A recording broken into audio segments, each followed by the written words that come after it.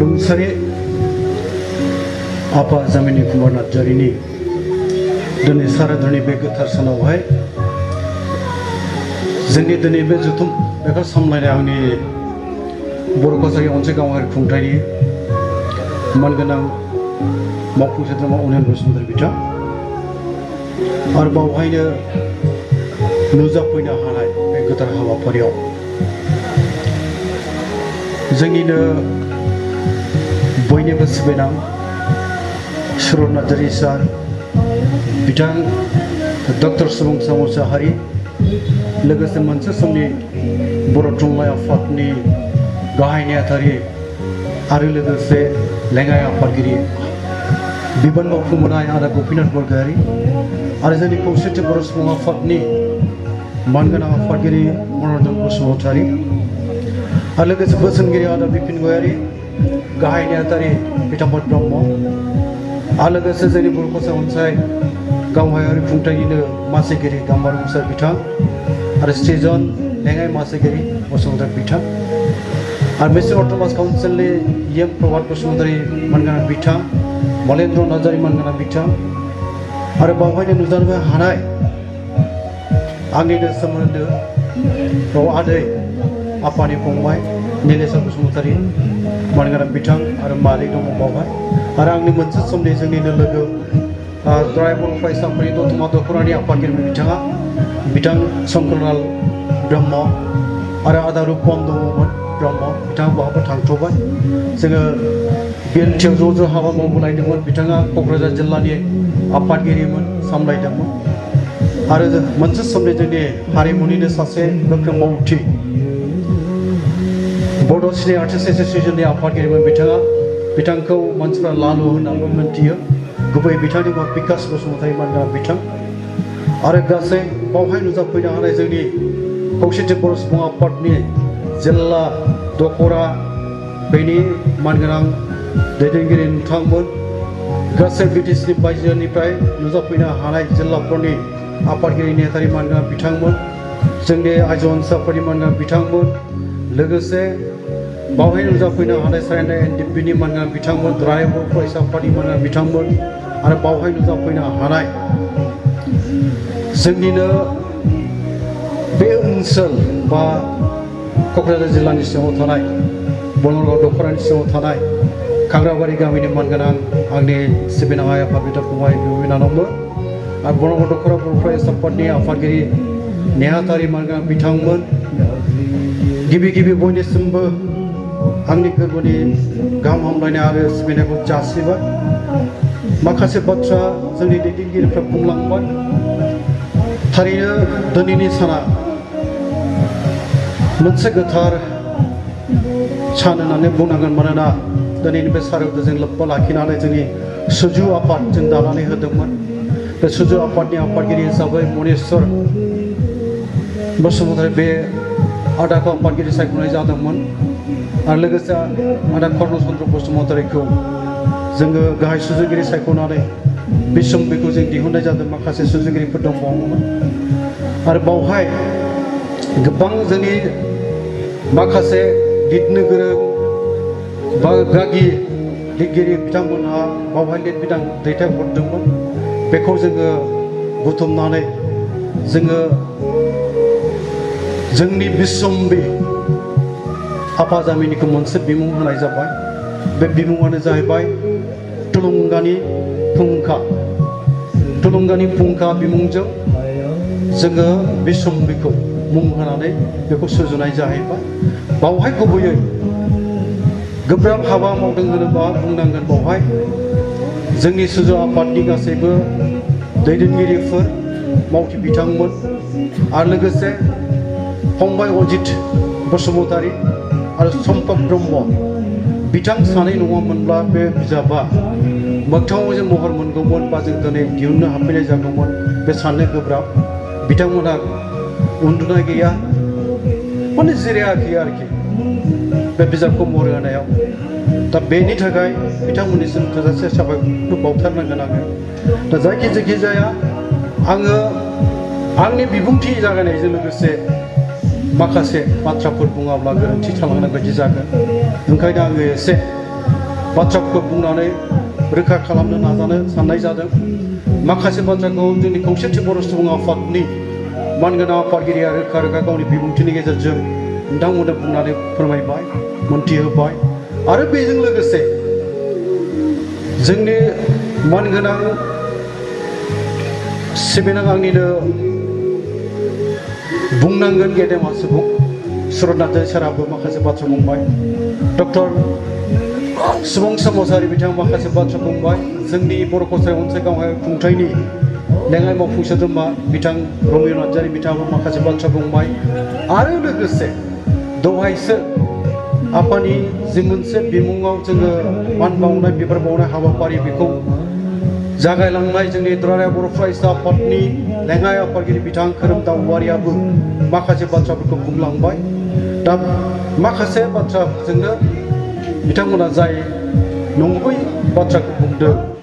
बेनि सेर सेर आंबो दायनिसो बाथ्रा बुंनो होननानै साननाय जाहैबाय जानो हागौ बहाबा गोरोन्थि थालांनो हागौ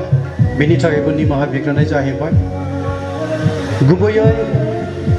आफा जामिनि कुमार नार्जारि बिनि सायाव आंनिफ्राय गोलावथार बिबुंथि होनांगौ बायदियै दं आं बेखौ साननो माने दं होननानै आं साननो लुबैला मानोना गोबां समाव आङो मेथाइजों फोरमायबोबाय आफाखौ लानानै दिनैसिम आं मेथाइ सुजुनाया दोंबा जाबाय दा बे दोंबा मेथाइयाव आं मानो आफाखौ मोजां मोननानै मेथाइ सुजुदों आफाखौ आंनो मोजां मोनो मानो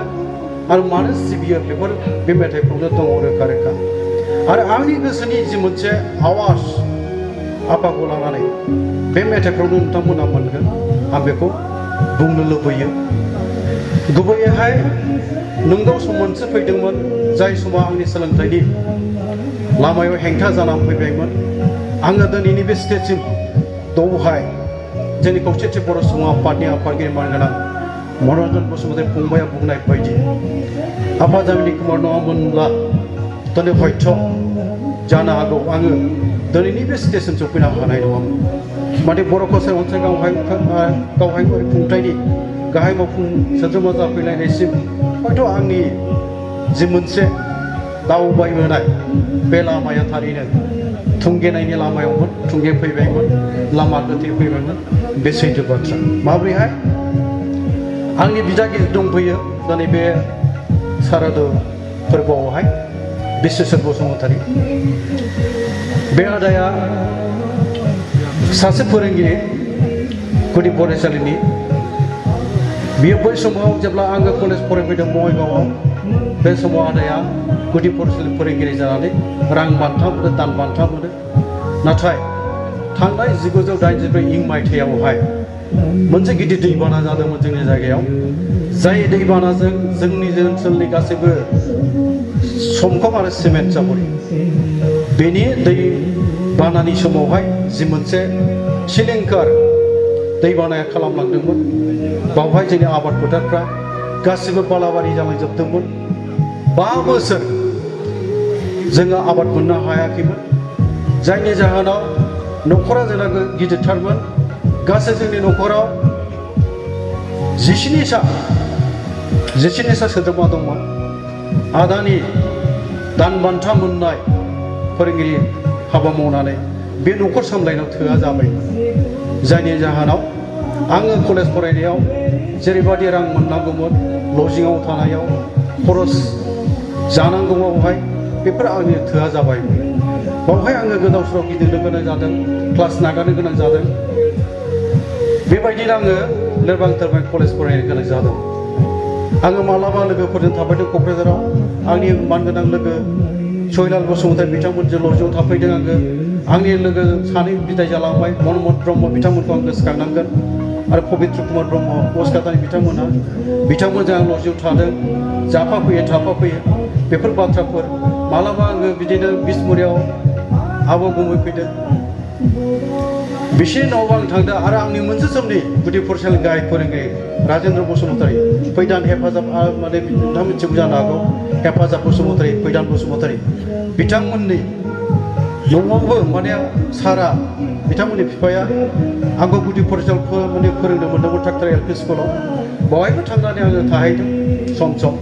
बेबायदिनो गोदाव सोराव आंनि कलेज फरायनाय आरो आङो बङाइगाव फरायनाय समावहाय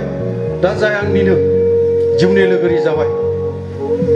महिमा दैमारि बै समावहाय बिनिबो अनसायनाय आं मोनाखै नङा मोनदों आरो बिथांनि आंनि जिउनि लोगोरिनि बिमा बिफा बिसोरनिबो अननाय आरो गुमैनि अननाय महिमा दैमारिनि बिदा गुमै प्रबिन दैमारि बिथांमोननि अननायखौ आं मोनबोआखै नङा मोनबोदों अब्लाबो बिनि सेर सेर आं जे मोनसे अलखदाव गोग्लैफैदोंमोन बे अलखदनिफ्राय रैखा मोननांगौआ आंनि थाखाय गोब्राबानो जाबायमोन कलेज नागारनानै आं जेब्ला आनजाद होनो गोनां जायो टेस्ट एग्जाम आंहा फोथायनाय दङ आं टेस्ट एग्जामाव पास जागोन नाथाय आङो माजों फर्म फिलाप खालामबावनो फाइनालनि थाखाय बे आंनाव जिंगाजों सफैदोंमोन आङो फर्म फिलाप खालामनो लामा नायबायमोन रिजाल्ट नायनोबो आं फैसा मोनाखैमोन बे रिजाल्ट नायनो फैसा मोनै समाव आङो बिनानाव लाबाय नमै नार्जारिनिफ्राय फैसा बिनानै लांनानै रिजाल्ट नायनो गोनां जादों रिजाल्टआ मोजां जाबाय वालाव हें जानानै दङ आं जेब्ला रां लानानै रिजाल्ट नायो बङाइगाव कलेज मोनहैनानै खामसालियाव माने नटिस बर्डआव रिजाल्टआ हें जानानै दं आंना रिजाल्टआ मोजां जाबाय रिजाल्ट मोजां जानायनि उनाव आङो बेखौनो सिन्थासो खालामनो गोनां जाबाय मा आं माजों फर्म फिलाप खालामबावगोन आंनाथ' फाइनाल आंथे नुजानांगौ आंनि थाखाय गोब्राब जाबाय आं जेब्ला माने बङाइगावनिफ्राय गिदिंबोफिनो क'क्राझार मोनफैयो क'क्राझाराव लजिं दंमोन आफाया लुनानै दोननाय न' बावैनो जों थायोमोन क'क्राझारियाव आदै रतनाव मोजां मोनथिथारगोन खाथियावनो जों थालायलायो दा बे समावहाय बेलासि बुब्लियाव सफैनानै जेब्ला आंनि रिजाल्टनि बाथ्राखौ बिनानावसो आं फिननाय होदोंमोन रिजाल्टआथ' मोजां जाबाय नाथाय आङो मा खालामबावनो आंथ' न'आव थांनांसिगोन थफ्लाजों दै जुनानैनो थांनांसिगोन राहा गैला माथो खालामबावनो नाय बिनानावा मोनसे मोजां मोनसे गोसो लाना सोंदों जे आदा नोंना रिजाल्टआ बोरै जाखो आं फिननाय दा आंना रिजाल्टआ मोजां जाबाय नाथाय आङो थांनांसिगोन न'आव बेखौ आं फिननाय जाबाय आंनि गोसोनि बाथ्राफ्रा जेब्ला आङो रिजाल्टआ मोजां जाबाय न'आव थांनांसिगोन बे बुंनाया बियो मोजां मोनाखैमोन गोसोआव दुखु मोनदोंमोन अब्लानो आंनिनो फंबाय दिम्बिस्वर नार्जारि जों ज' थाखायोमोन नालाय क'क्राझारियाव माने लिंहरनानै मा बुंखो आं मिथिया जानो हागौ आंनि फरिखा आं जे होनो हानाय नंला बे दुखुनि बाथ्राखौ आफानिसिम मोनथिहरनो थाखाय फंबायखौ लिंहरदोंमोन आरो थिनहरदोंमोन गामिसिम आङो सानदोंमोन बेलासि समखाय हाथाय बाजार खालामनो मैगं थाइगं नाफोर बायनो थाखाय थिनहरदोंसो नुदोंमोन आङो नाथाय बिदि नङा बाथ्राया जाहैबाय फंबायखौ न'सिम थिनहरदों आफानिसिम थिनहरदों आरो आंनि जेंनानि सायाव बाथ्रा फोरमायनो थाखाय थिनहरदों जेब्ला फंबाया गिदिंलांफिनदोंमोन बेलासियाव थांनानै मोनाबिलि जाखाबायमोन आंनो फोरमायहैबाय जे आदा नोंखौ गाबोन आफाया लिंहरदों आं सानबाय आंथ' आफा लिंहरदों मानो लिंहरदों मा खोथाफोरखौ नों आं दाय हमो एसे मा खोथाफोरखौ नों आफानो बे होनो सादा सिदा दिम्बिस्वर फंबाय सादा सिदा बे बुङो नोंलाय माथो आनजाद होआ होनना बुंदों आफानो खोन्थाबोबाय नों आंना बुजिनो जेबो आद्रा थायाखिसै आफाया आंखौ लिंहरदोंबा आनजादखौ होखासिगोन आरो आनजाद होनांगौबा आं बेखौसो जिंगासिनांबाय जेराव आं कलेज नागारनानै क्लास नागारनानै आं गिदिंनानै लोगोफोरनाव थाबाय बायनानै खुरमा बाहागिफोरनाव थाखथारायाव मालाबा आयंनाव थानानै आयंनाव आदा मथिलाल बसुमतारी फिनावबो थानानै आं गोदाव सोराव लेखा गांनैसो लानानै गिदिंबाय थानांगोन बे समाव लेखा फरायनो गोसो जला आंनि जिउनि जि मोनसे लेखा सोलोंनायनि आबिलास बे बावनो हयथ' थुंगिसिगोन बे साननाया आंहा फैबाय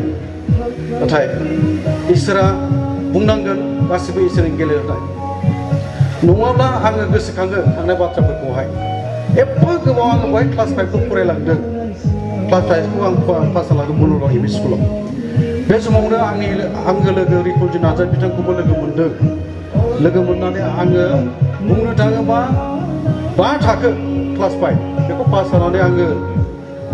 मेट्रिक पास जाखांनायनि उनाव आं फैफिनदों फरायनो थाखाय बे समनि बाथ्रा एफा गोलाव सम बोरैहाय साननो थाङोबा बोरैबा मोनो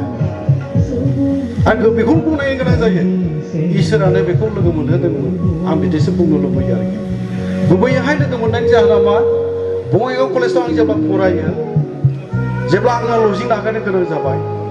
लोगोफोरजोंनो आं थाफैयो थाखथारावबो आंनिनो सासे लोगो दंमोन केन्सारजों थैलांबाय बिथाङा थाखथारानि रन्जित बसुमतारी केन्सारजों थैलांबाय बिथाङा दा आंनि सासे लोगो दंमोन दहाय फैदोंमोन बिथां ओंखारलांबाय खामानि दं होनना थांबाय प्रटेक्सन मुसाहारि बिथां बे बिथां सानैनि दारैनो आङो बिथां रेकर्डजोंखौ लोगो मोनफिनदोंमोन आरो बेबो लक्ष्मी फुजा बन्दरगाव गोगोम लक्ष्मी फुजा जाथारमोन लांदां गान जायोमोन राजा रानि जालायनाय थरवाल सिबलायनानै गिर थालायलायनाय बिदि गान जायो बेसेबा गोबाव जानायखाय आंबो नायनो लुबैनानै ओइदिनखालि थाकथारानिफ्राय हरावहाय बियो 1994 मायथाइनि 10 अक्ट'बर बिस्थिबार मोना बे समनि बाथ्रा ओइदिनखालि बिथाङाबो लोखि फुजा नायदों जोंबो फैदों थाकथारानिफ्राय बाहाय लोगो मोनलायलायदों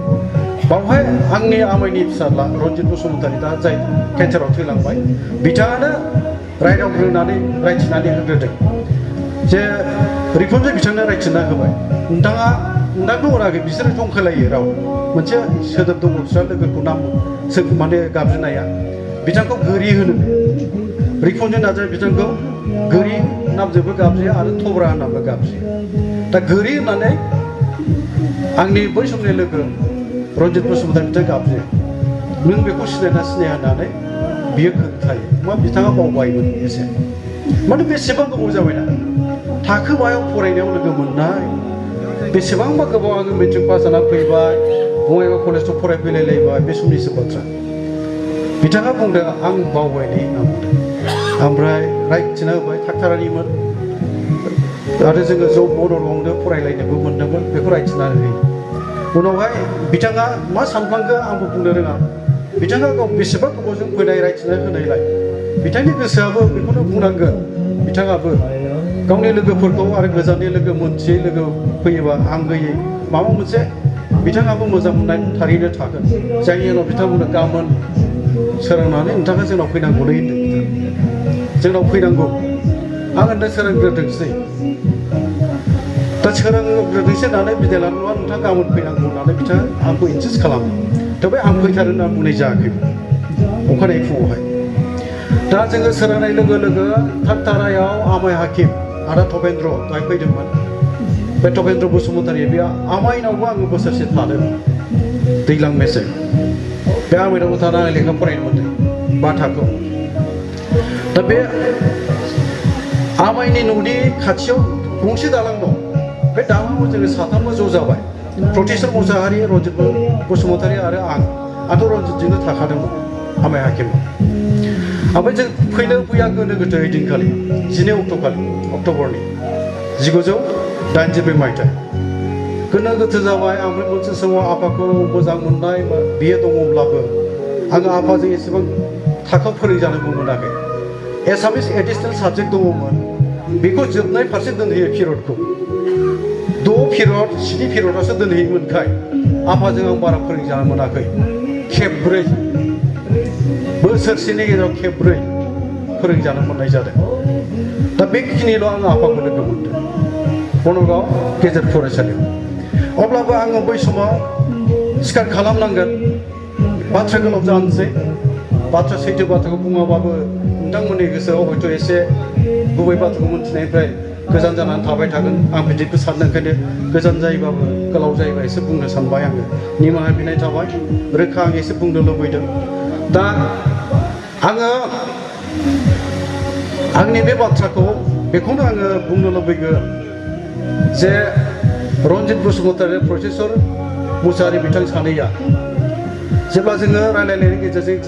जि जायै थांनोसै होननानै जोङो साथामजों रायलायनानै फैनाय जायो बिसिम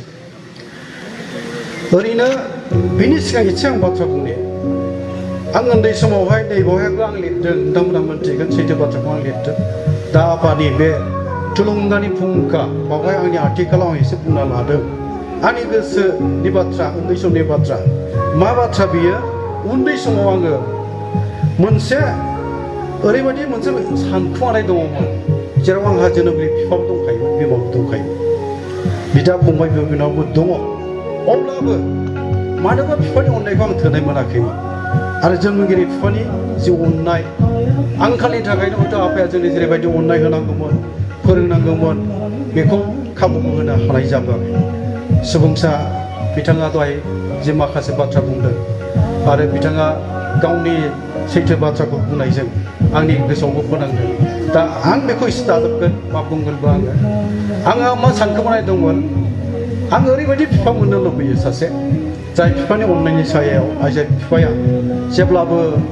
धुति गुफुर गाननाय गस्ला गुफुर गाननाय समायना मोखांनि आरो गेबेंथार सैथो माने सानस्रिनि सैथो बायदि मानसि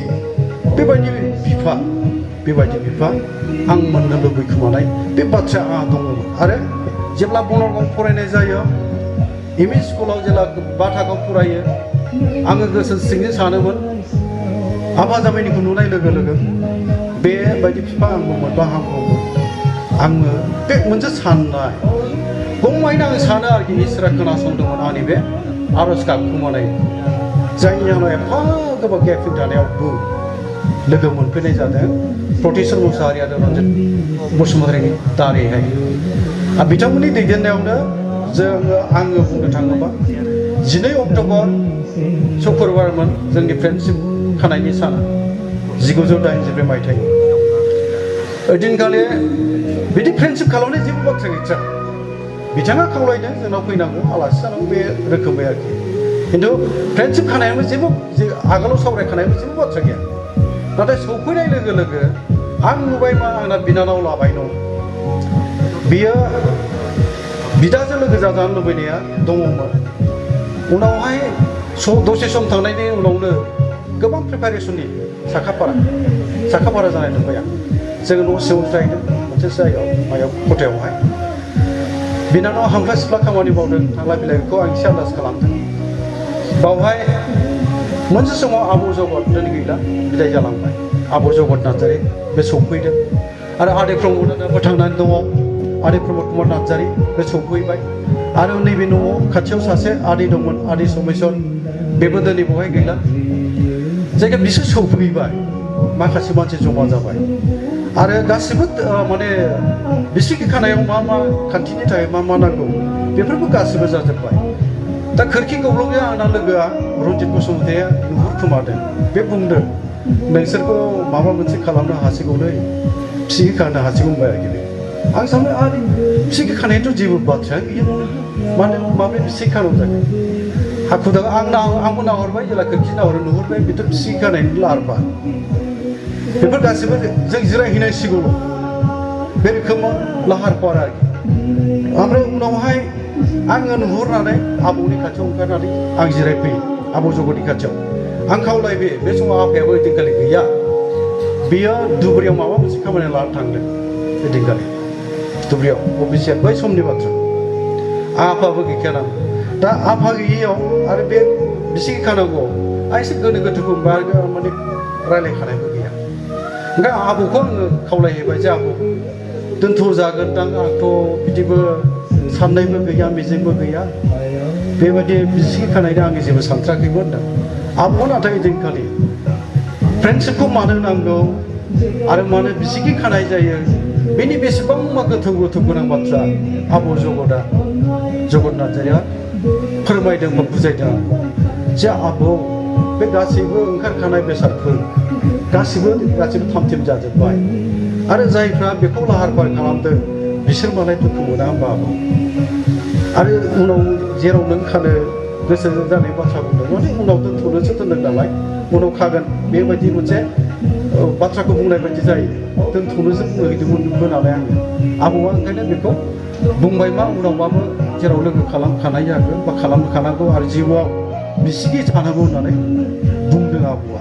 आरो बिसिगि सासेजों बिसिगि खानाय उनावहाय सोमोन्दोआ माबायदि जानांगौ बिनि गोथौ गोनांथिखौबो आबौआ खोब मोजां बुंदों जिउ मोनसे माने मोननाया मोनसे जानाय बायदि जानांगौ दोनखोमा सिखोमा मालाबाबो थानो मोना बे आंगो लोगो बिसिगिजों बिनि सुखुआनो आंनिबो सुखु आंनि दुखुआबो बिथांनिबो दुखु बिब्दि जानांगौ बेफोर गोनांथार बाथ्रा बे बाथ्राफोरखौ आबौआ ओइदिनखालि फोरमायदोंमोन आं जोबनायाव गनायनानै लाहैनो गोनां जादों माने गमामायैनो ओइदिनखालि जोंनि फ्रेन्डशिप बिसिगि खानायखौ मोगथां महर होनाय जादों दा बै सानानो आंनि जिउआव बुंनो थाङोबा दिंग्राय बिन्दो लाबोदों होनोबा बांद्राय बुंनाय जानाय नङा दा बाथ्रा बे जाहैबाय आंनि जिउ लामानि दावबायबोनायाव बुंनांगोन गुबैयैहाय आदा बिस्वरि बाथ्रा आरो हरिचर बसुमतारी आदामोननि बाथ्रा बिथांमोना हानायमानि फंबायखौ फोरोंनो नाजाबोनाय बेयो बिस्राबो दङ नाजाबोदों नाथाय खैफोदा बेमोन दै बानाया नाथ्रोदों दै बानाया आदामोननि आंखौ हेफाजाब होनो आवगायनाया बिसोर गाज्रि मोननाय नङा नाथाय आंखाला भुगिनांनानै बे समावनो आङो फिउ फाइनालनि थाखाय जाय दहाय आं एसे बुंबाय लामा आन्दायदोंमोन आंनि जिउआ थुंगे फैबायमोन आं जि मेथाइयावबो लिरनानै फुंजा मुसाहारि फंबायनि गारांजों जाय मेथाइफोरखौ रोजाबहोदों बे मेथाइफ्रा हयथ' गुबुननि थाखाय नङा जानो हागौ नाथाय गोरबोआव नांनो हानाय मेथाइ होननानै आं फोथायगोन आरो आंनिफ्राय आंनि गोरबोखौ सोगाबलाङो दा जायखिजाया बेबायदियैनो आङो मेथाइखौ ओरैनो सोरजियाखै आफाखौ मोजां मोननाय सिबिनाय गोथौ थानायनि जाहोनावनो बेफोर मेथाइनिबो जोनोम जादों ओरैनो मेथाइया जोनोम जा बिथां डक्टर सुबुंसा मुसाहारिया मोजाङैनो मिथिगोन जे बेबायदि मेथाइफ्रा बबे समाव जोनोम जायो मानो जोनोम जायो बेफोरखौ हयथ' बिजिरोबा फैगोन नाथाय आं खावलायनो लुबैगोन दिनै आंनि जिउनि जे मोनसे दिंग्राय बिन्दो बावहाय आफानि अननाय साया मोनामोनब्ला आङो नैबे स्टेजसिम थारै सफैनाय नङामोन मनरन्जन बसुमतारी फंबाय बुंनाय बायदि आं सफैनो हानाय नङा आरो आं बेखौ गनायनांगोन आफानि बे न'आव थानानै आरो क'क्राझाराव थानानै दुलाराय बर' फरायसा आफादनि बै समाव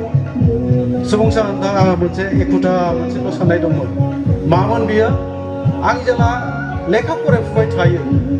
गोजौ फरायसालियाव फरायो बे समाव आरो मोनसे एखुथा साननाय दंमोन बे मामोन लेखाखौ मोजां फरायनांगौ डिग्री लानांगौ मोजां मोनसे कम्पिटिटिभ एग्जाम होनांगौ गिदिर अफिसार जानांगौ बे आंनि मोनसे एखुथा साननाय एखुथा आं बिदिल' सानोमोन मालाबाबो एबसुनि आङो जथुम्माफ्राव थाङा मालाबाबो बर'नि माबा मोनसे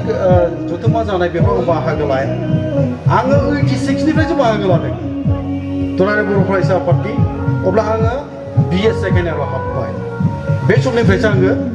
बाहागो लादों मालाबा गोसोखांजोबोबा गोलाव बे आंनि दावबायबोनाय बा गारबोनाय बिथोनफोरखौ गोसोखाङोबा साननो गोनां जायो इसोरनि दैथिंनायावनो आङो बोरै लोगो मोनबोखो बोरै सासे अफिसार जानानै हाबिलास गोनां सुबुङा बोरैहाय दिनै बे लामाजों फैनानै नैबे स्टेजसिम फैखो बेफोर गोबां बाथ्रा गुबैयै मोनसे सम गोसोखाङो आङो क'क्राझार बय हस्टेलावबो बड'फाखौ लोगो मोननाया आफानि न'आव थानानै आं लोगो मोनजेनदों बै समाव दुलाराय बर' फरायसा आफादनि गाहाय मावखुलिया क'क्राझार कलेजनि बयस हस्टेलानोमोन बावनो दुलाराय बर' फरायसा आफादनि गासै दैदेनगिरिया थायोमोन माने अफिस खालामोमोन आङो सानसेखालि 86नि बाथ्रा 1986नि बाथ्रा बड'फा आफादगिरि बिबान लाखांबाय क'क्राझारनि आफादनि न'निफ्राय आङो क'क्राझार बयस हस्टेलाव थांदों आरो थांनायनि जाहोना जाहैबाय जोंनि जायगानिफ्राय सासे कलेज फरायफैनाय दङमोन बेजोंसो आङो ओरैनो खौरां लानो थांदों बोरै फरायदों बोरै सोलिदों बेखौनो आङो रायलायनो थांदोंमोन बिनि नामा परिमल बसुमतारीमोन बिथाङाबो डायबेटिसआव थैलांबाय आंनि जुनियर बेबो डायबेटिस बेरामाव भुगिनानै थैलांबाय दा बेखौसो आङो बै समावहाय रादाब लानो थांदोंमोन नाथाय खाफाला बिदिनो मोजां नामा बुंनांगोनबो नामा ओइदिनखालि बड'फा दं आदा सानसुमा दं आदा गारलाबाथा दं आदा सोमला बसुमतारीमोना दंजोबोमोन आरोखि ओमफ्राय आंबो लखिमपुरनिफ्राय फैनाय होननानै मिथिनानै बड'फा बिन्द्र ब्रह्मआ एसे रायलायनो लिंहरो आरोखि बे फंबायखौ लिंनानै लाय होननानै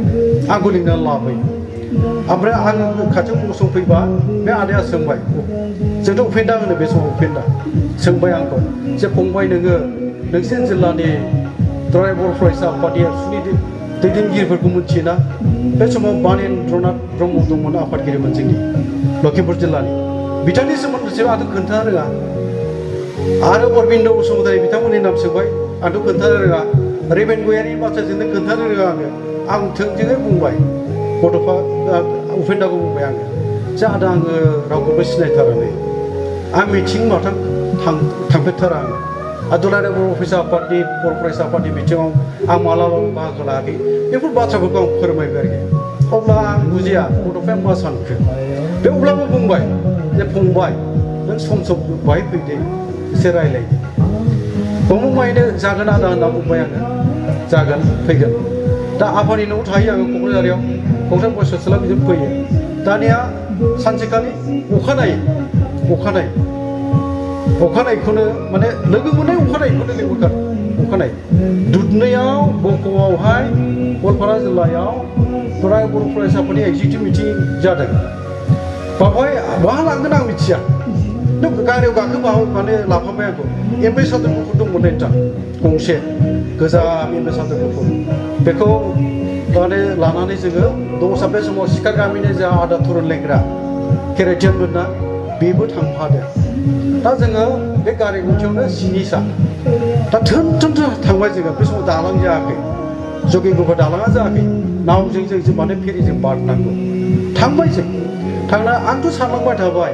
बे आदाया आंखौ माने आंथ' मिटिंबाथाय जेबो आइडिया गैथ्रा आं मिटिंनि माबा मोनसे हाबाफारिजों एजेन्डाजों बाथ्रा बुंनोबो आं रोङा आंनि साननाय गिनाय आंनि इनफेरियरिटि कमप्लेक्सआव भुगिनांबाय थानाय सासे मानसि बे समावहाय आङो जायखि जाया मोखां सोमसोम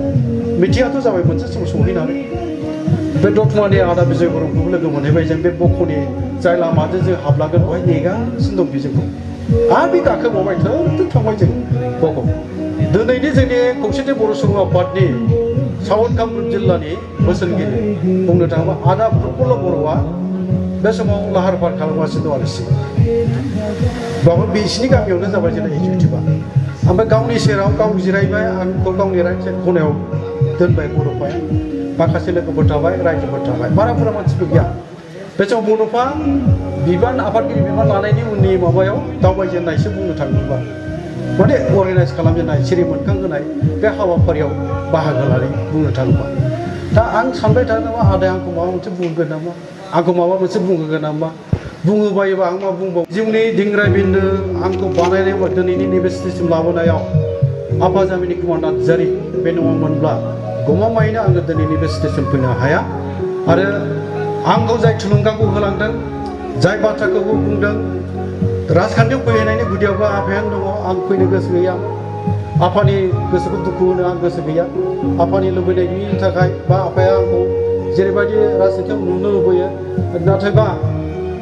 आफाया आंखौ राजखान्थियाव फैजानो लुबैनायखौ आंबो आफानो रोखाबो बुंदों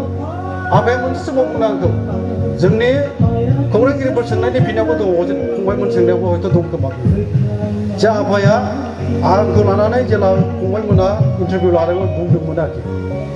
आंनि सायाव आफानि बुंनाय बाथ्राया बे माने जाय मानसिया आफादखौ दाजेनबाय खौसेथि बर' सुबुं आफादखौ बे आफादनि गेजेरजों दिनैहाय बर' कालचार अट'नमास काउन्सिल मोनफैबाय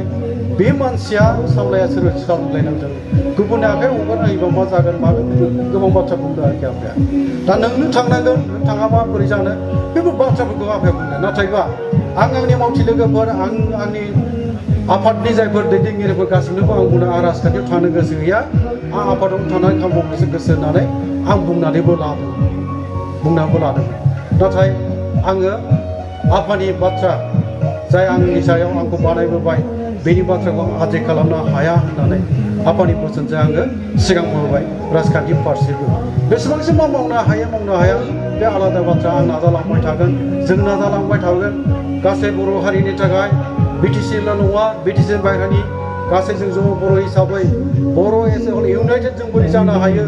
ज' जानानै जों बोरै खामानि मावनो हायो बेनि सायाव जोङो सानलायनानै खामानि मावनो नाजालांबाय थागोन जाफुंनाया बबे समाव मा जाहैयो बे आलादा बाथ्रा नाथाय नाजानाया थाबाय थागोन जों बे नाजानायखौ लाखिनानै खामानि मावलांबाय थागोन आरोखि दा आङो बेखौनो बुंनो लुबैबाय आफाया जेराव आफा नङामोनबा आंनि जिउआ आन्दायबायमोन जोबस्रां माने थुंगे फैगोन बेखौ बिथा खालामनानैनो मोनसे खन्थाइ बिजाब सोरजिनाय जादों नोंथांनि आखाइयाव गोलैबाय जानांगौ सासे गोदान सोरजिगिरि बे खन्थाइखौ सोरजिनाय गुदियाव आफानि बिहोमा आफानि आंखौ साया सायख्लुम होनाय अननायनि आंखौ मानसि बानायनाय बुंनो थाङोबा बे गिदिर बिहोमा थानाय बे आफानि थाखाय आं बे बिमुंखौ होनानै खन्थाइखौ सोरजिदों आरो खन्थाइखौ सोरजिनानै आं बेखौनो रोखाबो रायफोदनानै लादों गुबुननि थाखाय आजावजाथाव गनायजाथाव जाबो जानो हागौ नाथाय आफाजामिनि कुमार नार्जारिया आंनिबोल' होननानै बुंनानै लादों सासे गोदान सोरजिगिरि होननानै आं बुंनानै लादों मानोना आंखौ आफाजामिनिया दिनैनि नैबे थासारिसिम बा नैबे स्टेजसिम आंखौ लाबोबाय बेनि थाखाय आङो आफाखौ मोजां मोनो आफानि बिमुङाव आंनि खन्थाइखौ बावनानै आंनि बिमुंखौ लाखिनाय जादों दा बे बाथ्रा गोबां बाथ्रा दंमोन आं बारा बुंनो लुबैयाखिसै सफैगोन जायखिजाया फोजोबनो फारसे आवगायनायनि बाथ्रा फैगासिनो दङ जोंनि बे बिटिआरनि चिफआ फैनो होन्दोंमोनबाबो गावहाबो एक्जिकिउटिभ मिटिं ना माबा एसि मिटिं दं नामा बेवहाय हाबबायनो सफैनांगौआ गोब्राब जासिगोन दा जोबथारनाय नैबे समावहाय आंनि जिल्ला बा जोंनि बिटिसि बायह्रानि गोबां जिल्लानि मोनफ्रोमबो जिल्लानि दैदेनगिरिफ्रा फैदों दा बेनि थाखाय बिथांमोननिसिम साबायखर आं बावबाय बिथांमोना गोबां गोजान गोजान जायगानिफ्राय सफैदों तिनसुकियानिफ्राय सफैदों बराकनिफ्राय सफैदों धुबुरीनि दङ बङाइगावनि दङ बरपेटानि थाबाय नलबारिनि दङ आरो बिदिनो दरंनि थाबाय नगाव मरिगावनि थाबाय कार्बि आंलंनि सफैबाय गलाघाटनि सफैबाय धेमाजि लखिमपुरनि सफैजोब्बाय बुंनो थाङोबा बिश्वनाथनि फैदों फुंजा मुसाहारि फंबायनि बिफा दङ आदै जोंनि खौसेथि बर' सुबुं आफादनि बोसोनगिरि मोनसे समनि आफादगिरि फुंजा मुसाहारि बिफा खाथियावनो दं आदै बेयो फुंजा मुसाहारि बिफा बेयो आदै बिनन्द मुसाहारि बियो फुंजा मुसाहारिनि बिफा जायखिजाया जोंनि मेसें ट्रान्सफार काउन्सिलनि इएम सानै फैदों जिएम फैदों आरो जोंनि आइजो अनसाय आफादनि सफैदों मावथिफोर जोंनि जिल्ला परिषदनि सोद्रोमा सुबारानि बसुमतारी सफैदों आन्चलिक पन्चायतनि आफादगिरि आरो काउन्सिलरफोर सफैदों गोबाङानो सफैदों आरो जोंनि खौसेथि बर' सुबुं आफादनि जिल्ला दखरा बेनि दैदेनगिरिफोर सफैदों दा खोब गोजोनथाव बाथ्रा आरो आदा रुद्र दैमारि मोनसे समनि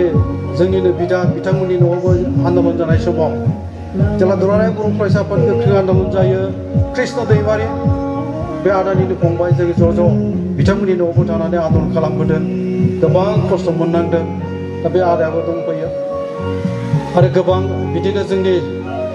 मावथिफोर सफैनायनि थाखाय आं खोब गोजोननायबो मोनदों आरो गोनांथिया बेनो